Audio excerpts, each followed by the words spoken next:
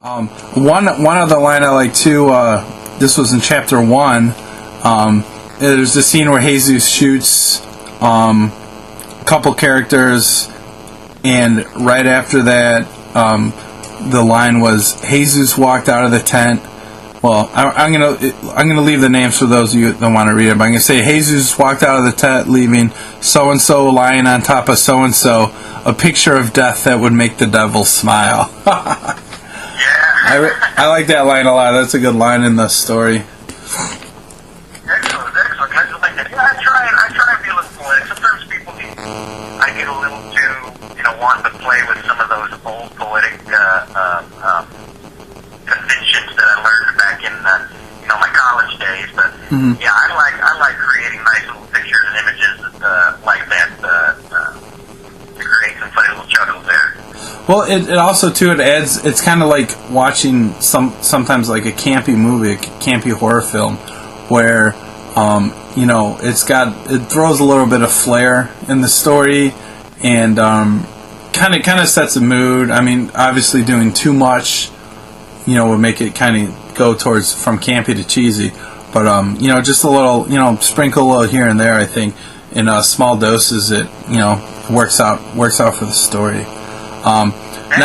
Now, like as I was reading this story, I was waiting because zombiebloodfights.com is your website. A lot of your stories, usually elements of horror, but you're big into zombies. So I was like, is Bowie going to have some zombies in this story? Which towards the end, I guess middle towards the end is when the zombies pop out. The one thing. Cool story. I mean, it comes to a conclusion. There's not a lot of it's not an open ending. One thing that I was kind of curious about was, this is probably the last page of the story, is where the priests come. A bunch of priests come. They're back in the town or the village, where the charlatans, hustlers were having their kind of a big battle, and fighting over the eye and everything, and having the big battle, and I'm trying to word this without spoiling the ending. And the priests go there, and they're basically said, like, you need to pay a fee, you need to get this if you want to come in here because of how it is now, blah blah blah. And the priests got all their crucifixes, and they hold them up, and then there's like that pulse, the kind of light around the priest or whatever, and that was and Miguel's like, oh boy, oh dear, what's going on? And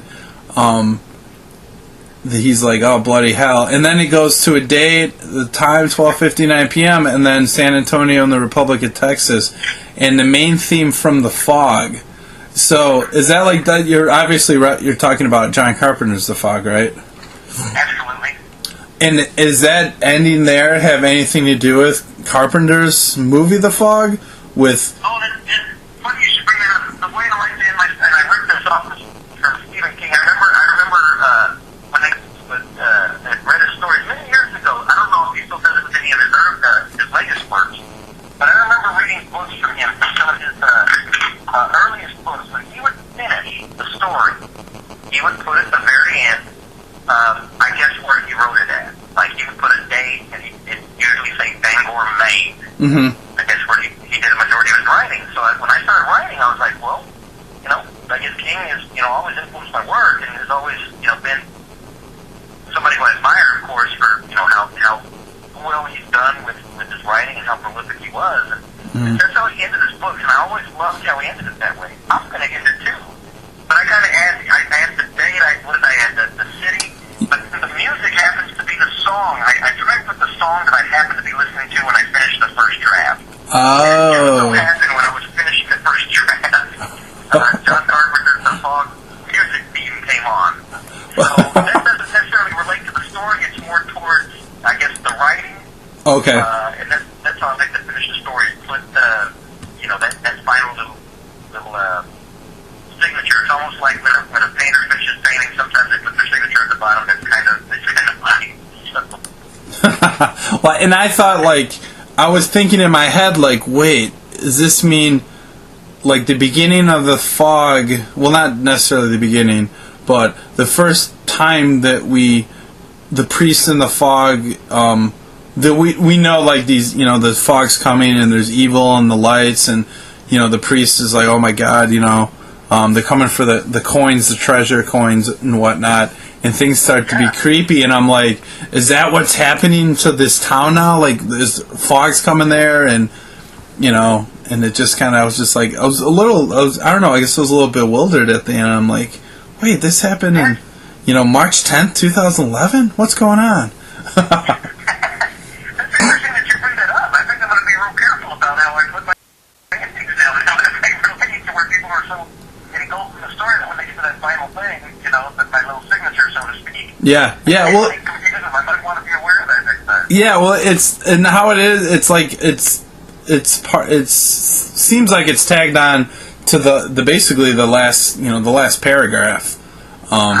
It's essentially the last paragraph. There's a line of dialogue and then date, time, and maybe that might be just with, you know, with the E format, the computer format, the PDF that I have, and maybe, I don't know, maybe Stephen King did he? Because I remember reading that, but sometimes it felt like it was like the next page or something. Like, then you're like, oh, this is like, you know, the author's notes or whatever, so to speak, you know. I think that's the best way for me to start doing it. Maybe put it on its own page.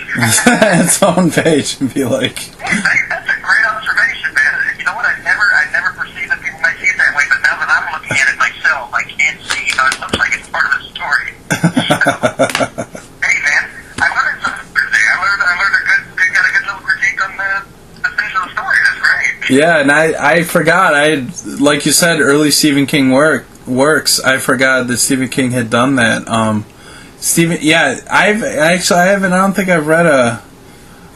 I started reading maybe a Stephen King book that came out maybe 5 or 6 years ago, but I haven't read a lot of his current stuff, especially when some of his stuff kind of lured away from the horror genre and kind of got into other stuff, which is cool. I mean, you know, a writer wants to grow and, you know, do different stuff. It, you know, especially if you've been writing, I don't know how many years has Stephen King been writing shit since like high school.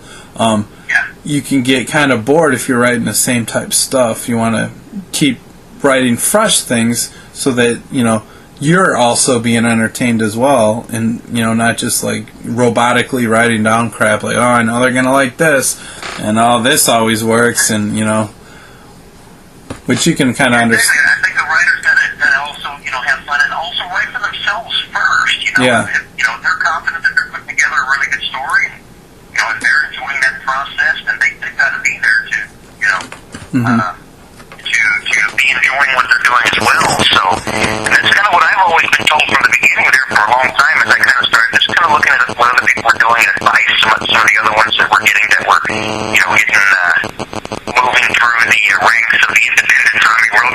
Just write what makes you happy. You know, that's really the main thing. Don't write to make other people happy. Right. Write to, you know, make yourself happy. If people might do it great, if they don't, that's fine too. If you like the work, are you confident that you took the time to write it out, edit it, you know, do all the work that goes with it, you know, and then put up the best story you possibly could? Because if you did that, then, you know, people should love it at that point, you know. And if people don't, well, that's fine. You know, you still have the knowledge and confidence